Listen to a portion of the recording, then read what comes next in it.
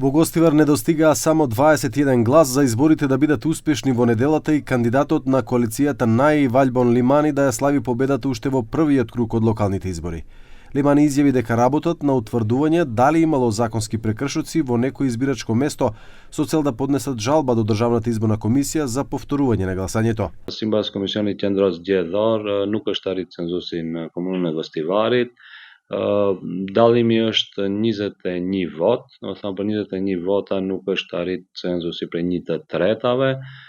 Ekipi janë është duke I shqyrtuar të gjithë procesverbalet në të gjithë vendvotimet dhe konform afateve ligjore deri sot në ora 19, aty ku kemi bazë ligjore më shumë gjasa edhe do të ankimojmë në një vendvotim. Ако Државната изборна комисија не ги прифати жалбите, тогаш ќе треба да се распишат нови избори 60 дена по објавувањето на конечните резултати. Sipas ekipit ton ka disa mangësi, disa zbrastira ligjore dhe varësisht se si do të interpretohen, ligji është I qartë në lidhje me ripërsëritjen e votimeve në qoftë se nuk arrihet cenzusi.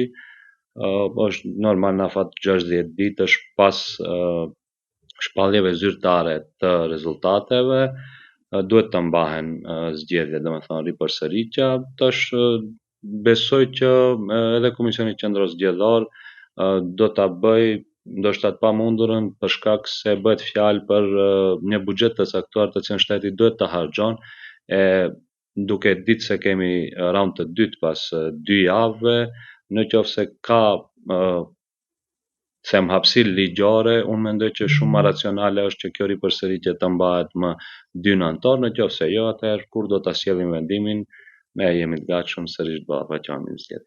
Во Гостивар Валјбон Лимани освои 16.949 гласови, а втор беше Сабедин Даути со 4.221 глас.